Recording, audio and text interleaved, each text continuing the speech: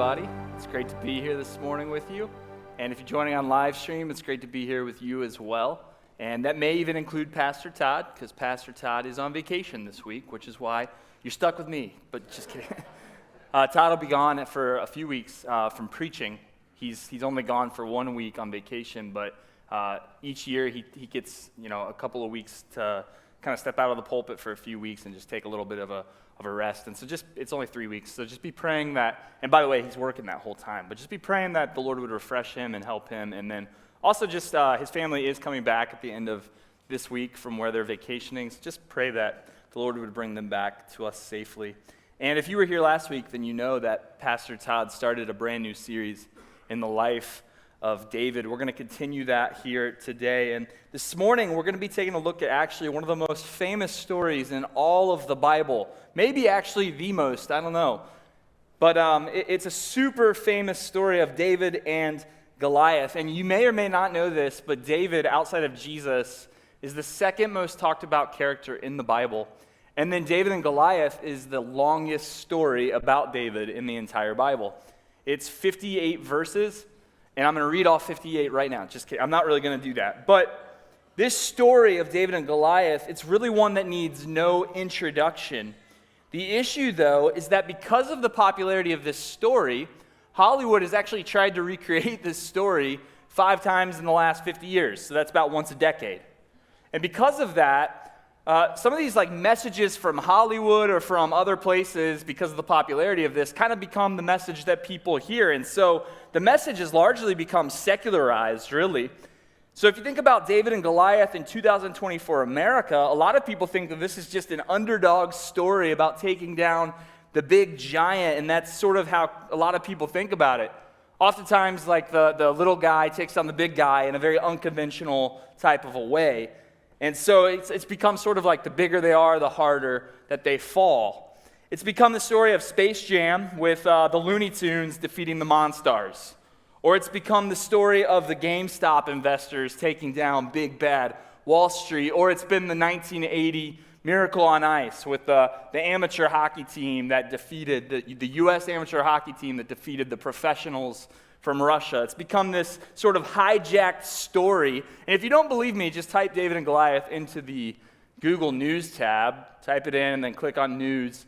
And here's what you find. In the last decade, probably the most popular piece of literature about David and Goliath was from this book by Malcolm Gladwell. And here's what it's called. It's called David and Goliath, Underdogs, Misfits, and the Art of Battling Giants.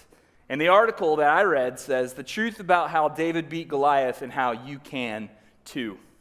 Well, this morning, I want to take back the true meaning of David and Goliath. And I want the message to be clear that this isn't actually about how David beat Goliath and how you can too. Now, I know that might be surprising for some of you. You might be like, oh, that's what I always thought it was. But here's actually sort of the more straightforward meaning. The meaning's this: you can't beat Goliath. But God can, and God easily does. You see, this story is not Dare to be a David. As a matter of fact, in the story of David and Goliath, as we look at it, by the way, it's in 1 Samuel 17, if you want to have your Bibles open there. But as we go through it, you're going to see the men of the Israeli army, or the army of Israel, and we actually identify more with them than we really do David in this story. Because here's what we need. We need a word that shows up in 1 Samuel 17 3 times. So if you're an underliner, I'll show you where those 3 times are. The word is champion. And it shows up in verse 4, then in 22, and again in 51. A champion. In the story of David and Goliath, Goliath steps in as a champion on behalf of a people called the Philistines. And the Philistines, when you think about them, they're a people that are just totally opposed to the God of the Bible. By the way, the God of the Bible, his name often is translated as the Lord in your Bibles. His name is Yahweh, and so you're going to hear me refer to him as Yahweh. But Goliath is the champion who steps in for the Philistines, the people who don't worship Yahweh. They worship false gods. They're pagan worshipers. And then God's people are left needing a champion that God provides. That's us, by the way. We are God's people. We need a champion. So we're going to look at a lot of verses in 1 Samuel 17, but I'm only going to read the 3 that I think the story's really moving towards in its pinnacle. And so let's read verses 45 through 47. Then David said to the Philistine, "You come to me with a sword and with a spear and with a javelin, but I come to you in the name of the Lord of hosts, the God of the armies of Israel, whom you have defied. This day the Lord will deliver you into my hand, and I will strike you down and cut off your head. And I will give the dead bodies of the host of the Philistines this day to the birds of the air and to the wild beasts of the earth, that all the earth may know that there is a God in Israel, and that all this assembly may know that the Lord saves, not with sword and spear, for the battle is the Lord's, and he will give you into our hand." We need a champion. The big idea for us this morning is this: God wins the battle, so we need to trust him. God wins the battle, so we need to trust him. I have 3 points. The first one is by far the longest point, just so you know. The first point is this: the champion in the valley. But what even is a champion, and why do we need one? That question really gets to the point of what this story is really all about. And what this story is really all about is this: missions. It's about God's mission of redeeming a people that need redemption, that need to be saved. And here's what I mean by that. Way back in Genesis, God created the world, and he created Adam and Eve to have perfect harmony with him in the garden. But what happens is this: they very quickly rebel against God. They say, we're going to do things our own way. They turn their back on God, and they sin. And when that happens, sin enters into the world, and it enters into every human heart of all time. But even as far back as Genesis chapter 3, verse 15, already we get an amazing promise from God. And here's what it is. God is speaking to Satan, and this is what he says: "I will put enmity between you and the woman, and between your offspring and her offspring. He will bruise your head, and you will bruise his heel."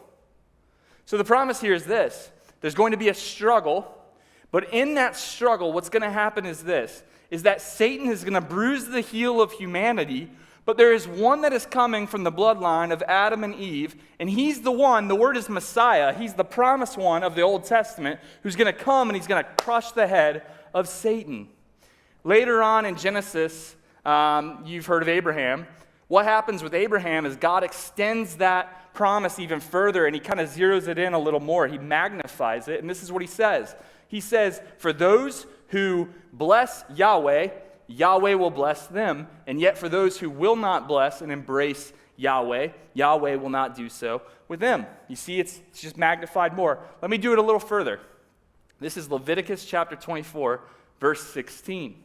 This is what it says: "Those who blaspheme and curse God and his people, they will surely be put to death, and they will be put to death by stoning." That's the context leading up to David and Goliath.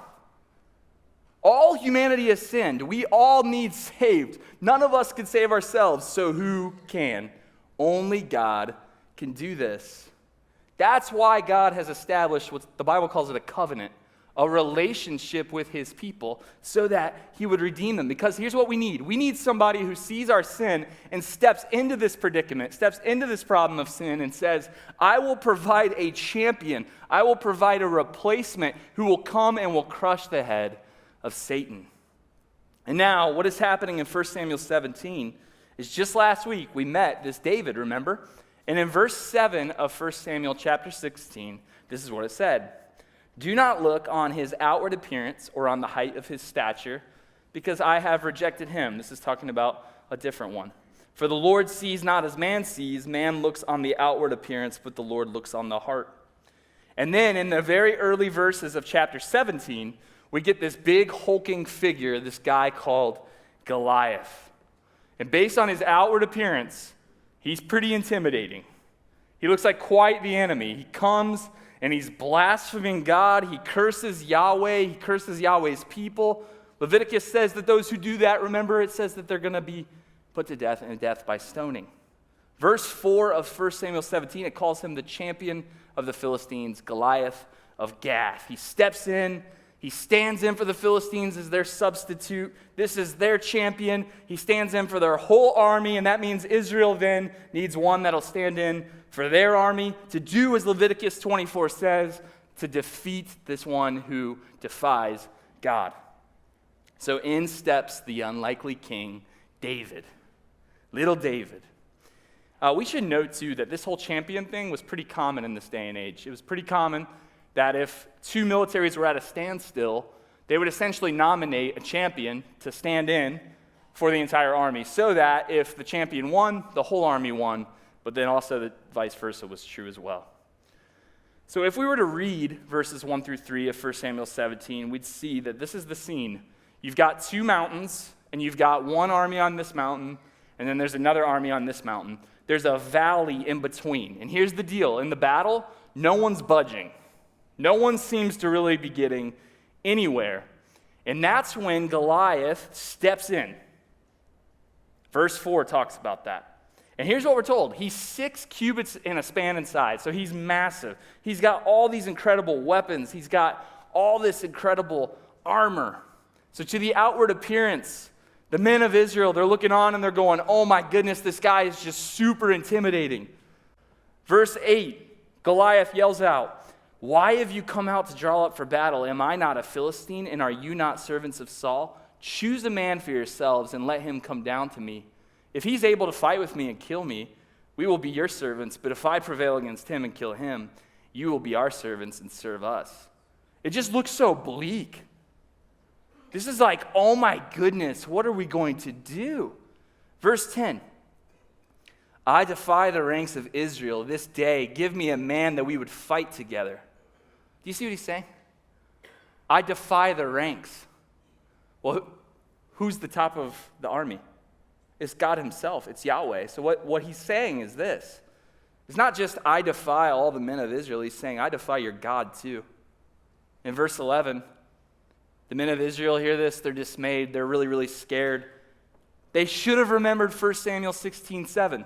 Don't look on his outward appearance, for the Lord doesn't see as man sees. Man looks on the outward appearance, but the Lord looks on the heart. And so here's the thing. The reason they were so fearful of Goliath, the reason why they had fear for Goliath is because they did not properly fear God. But this was typical of Saul. This was typical of Israel during this day and age. I mean, think about it. They've already tried to choose a champion for themselves, didn't they? They tried to choose King Saul.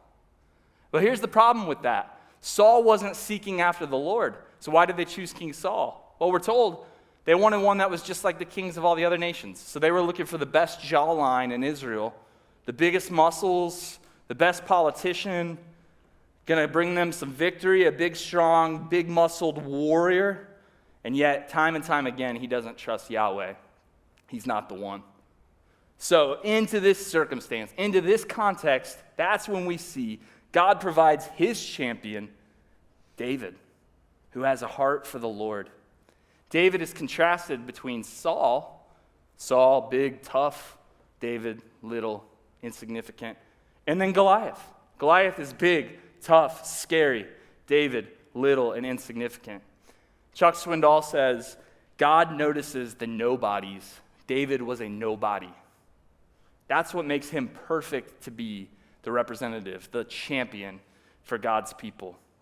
I just want to consider for a few moments what it is that he was doing in between verse 12 and verse 40. And what he was doing, I just want us to see that it's very humble. It's very lowly. It's very insignificant. Here's what's going on. So remember, you've got the two armies, and David is basically going back and forth from his shepherding duties to the military to check in on them. Keep in mind, that means he's probably not military age. So if you're like, how old was he? Probably not old enough to be in the military, okay? So he's going back and forth to check on the army, and as he does this, his dad, Jesse, says, why don't you bring some food to your brothers and to their commander? Keep their commander happy. Makes sense. So David obeys. And when he does, this is what we're told. This is verse 23.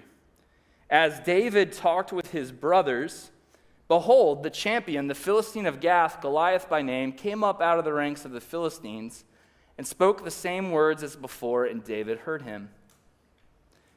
So David asks basically, he says, hey, what happens if someone actually stands up to this challenge?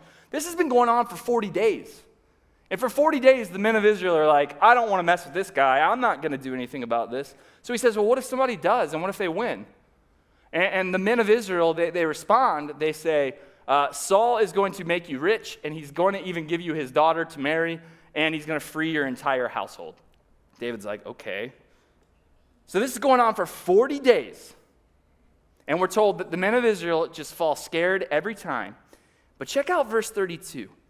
David is not even a part of the army. He's just bringing food to his brothers. But he hears Goliath, who is basically blaspheming his God and threatening God's people.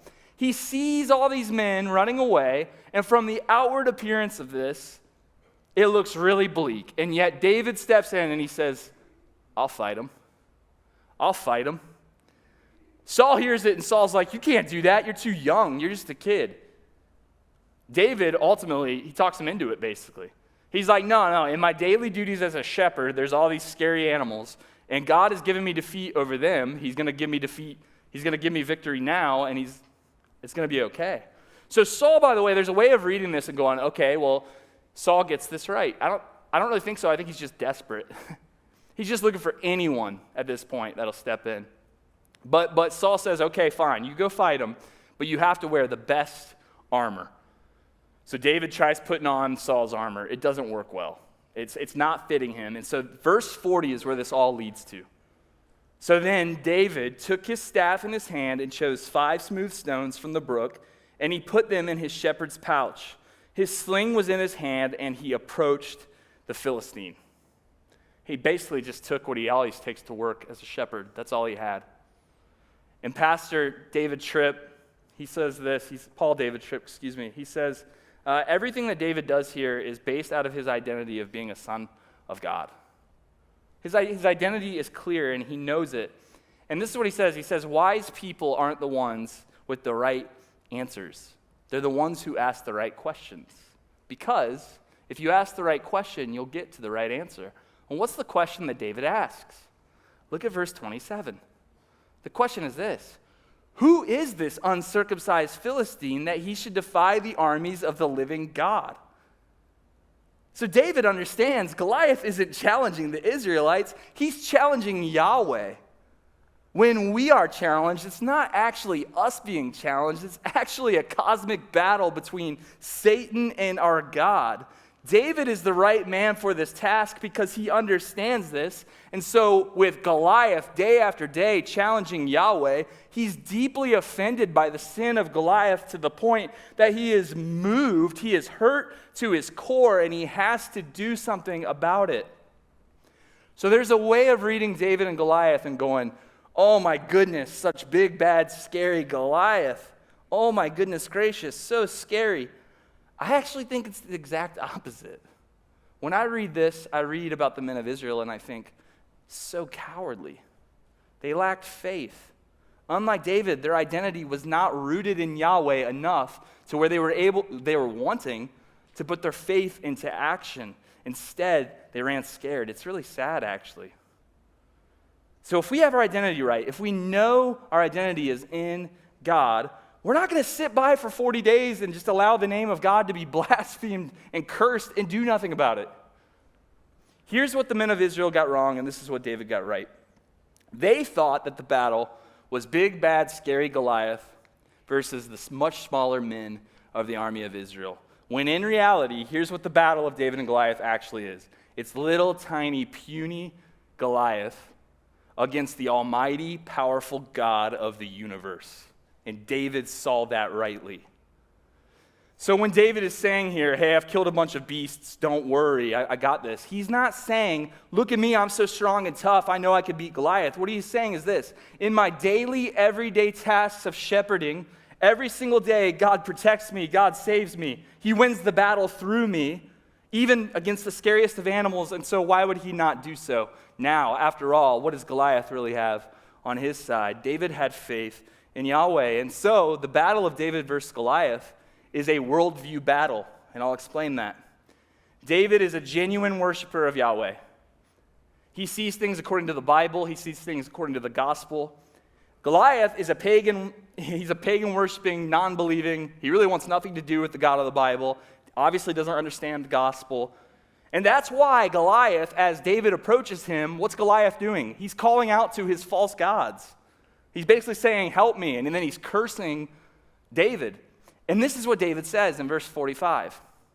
You come to me with a sword and with a spear and with a javelin, but I come to you in the name of the Lord of hosts, the God of the armies of Israel, whom you have defied.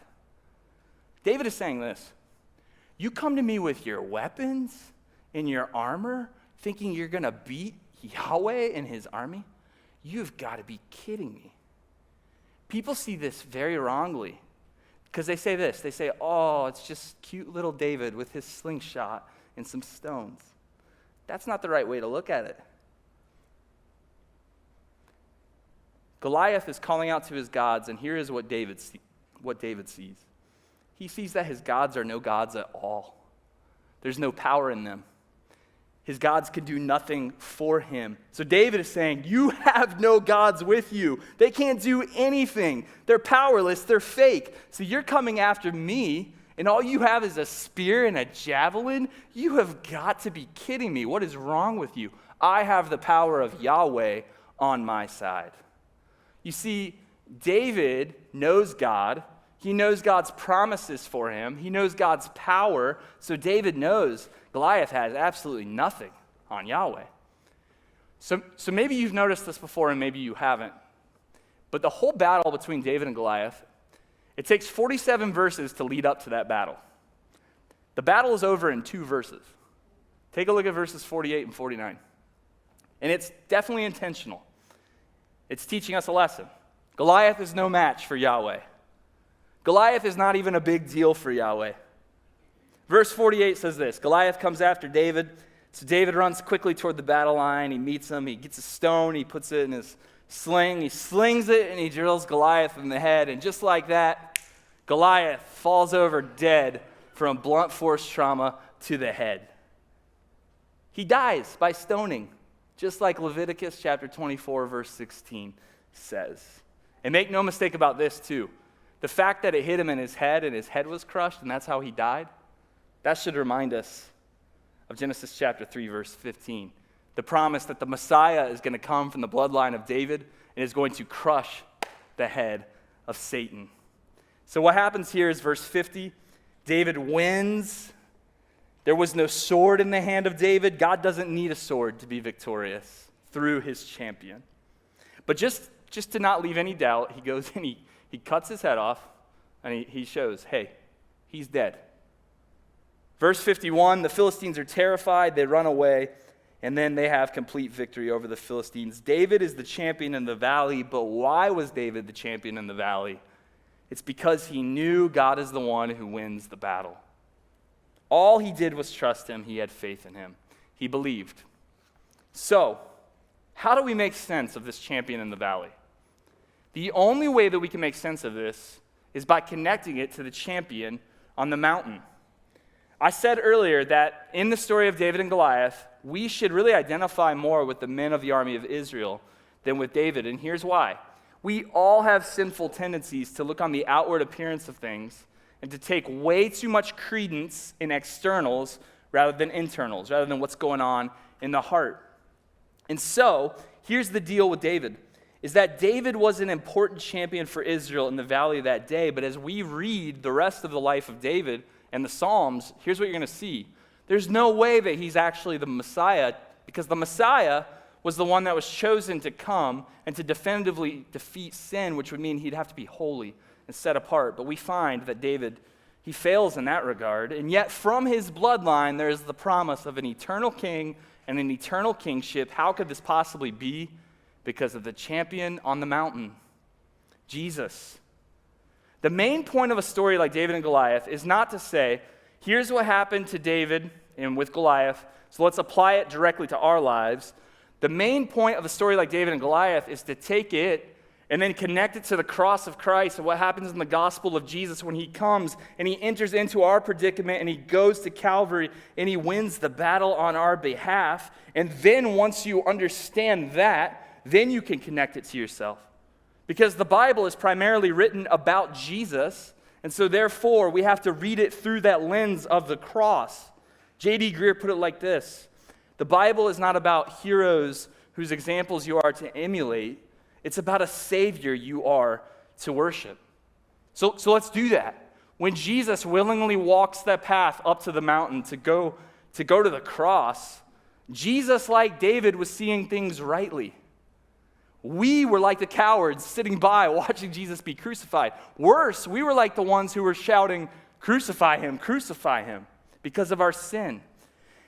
And as Jesus goes up to the cross, to the outward eye, it looks so bleak, it looks so hopeless. How could anything good happen by way of crucifixion? How could it possibly be? But Jesus, like David hundreds of years before him, this is what he says. He says, well, my Father will win this battle. And so what I'm going to do is trust him. And so Jesus was our representative. Jesus stepped in for us as our champion, and he did this because he loves us. On the cross, Jesus was no victim at all. He was a victor. Because by the cross, he accomplished our salvation from our greatest enemy, and our greatest enemy was this: alienation from God, sin, and death. It was Satan. So when Jesus at the cross says, it is finished, what he's saying is this: the head of Satan has been crushed. Sin and death have been defeated. Jesus is the true and better Adam, but Jesus is also the true and better David. David was the champion for God's people against Goliath, and yet Jesus is our champion from on the mountain. So here's the question. Have you ever, at one point in time, come and said, you know what, Jesus is my champion. He's my champion. He's my Lord. He's the one that stepped in as a substitute on my behalf. And if you haven't, would you do so this morning? But for some of you, you are Christians and you have done this. And so my final point, and where this sermon will end, is this. Tomorrow's coming. And tomorrow's Monday, and then there's Tuesday and Wednesday, and there's all these challenges that come as the week goes on. And sometimes you come here to church and you hear me preach this and you go, oh yeah, I'm with them. But by Tuesday, though, you're like, I don't know if I'm with them anymore. I don't know where I'm at. I've got a lot going on. And so here's my question. Who's your champion come Monday? Who's your champion come Monday morning? And then Monday through Sunday, day by day, minute by minute, hour by hour, who's truly your champion? I intentionally wanted to sing that Shane and Shane song that we started with. By the way, anytime that any lyrics are sang in church, you should really pay attention to those lyrics. I'm going to read these lyrics. I'm fighting a battle that you've already won. No matter what comes my way, I will overcome. I don't know what you're doing, but I know what you've done. I'm fighting a battle that you've already won. I know how the story ends. We will be with you again. You're my Savior, my defense. No more fear in life or death. I know how this story ends. So do you realize, as Danny Aiken has put it, he says, we don't fight for victory, we fight from victory. So it's different for us on this side of the cross. 2 Peter 1:3, His divine power has granted to us all things that pertain to life and godliness through the knowledge of him who called us to his own glory and excellence. If you have an NIV, that verse actually says this. It says that he has given you everything that you need. It's already yours. It's not saying, hey, he might do this. It's not saying if he does this. It's not even saying when he does this. It's saying he already did it. And so here's the question. Like David, are you living out of your true identity of being a son or a daughter of your champion, Jesus, who gives you victory in death, yes, but he gives you victory in life as well? So do you have courage? Do you have joy? Do you have hope? Are you on mission? Or are you just self-concerned? Do you come to church on Sundays, sure of your identity, but then you just forget it throughout the week? Christ is your champion come Monday, come Tuesday. We all have moments when we forget who we are. We all have moments that we're not living out of this true identity for whatever reason. We also all have moments when we forget what God has done for us. But, to put it simply, we all are like the men of Israel's army. We run scared, we get too busy, we lack trust, we get distracted, we lack faith. So we need to keep coming back time and time again. We need to recognize that tendency, by the way. And time again, what we need to do is we need to keep coming back to this, that the victory is already won. That we're fighting a battle that he's already won. Jesus is already our champion. That's what will enable you, by the power of his Spirit that he has placed within you, to fight the battle daily. But now, for us today, the battle's won. He summoned you to battle. I'm fighting the battle he's already won. So, because I know how the story ends, I am motivated to fight. By the way, you don't just one time choose to enter the battle. Every morning when you wake up, it's a choice. That's why the Ephesians 6 passage about putting on the armor of God, you don't just put the armor of God on once. You put it on every day, multiple times a day. It's a constant sort of a thing. And yet, because you know how the story ends, you can do this. That's your identity. Your identity is in him. And so you can join the ranks. You can fight the good fight. You can know that God wins the battle, and so you can truly trust him. Would you pray with me? Father, thank you for Jesus. Thank you that you've given us a champion. Thank you that if we rest in him alone, we know that our greatest victory has already been won, that Satan has been defeated, that there is no longer any sting from death or from sin because Christ has come and loved us enough to give himself up for us. I pray that anyone here this morning who does not know you would come to know you this morning, and then I pray that you would build up believers as a result of being here and worshiping you this morning. We ask you now to do your work by the power of your Spirit in Jesus' name. Amen.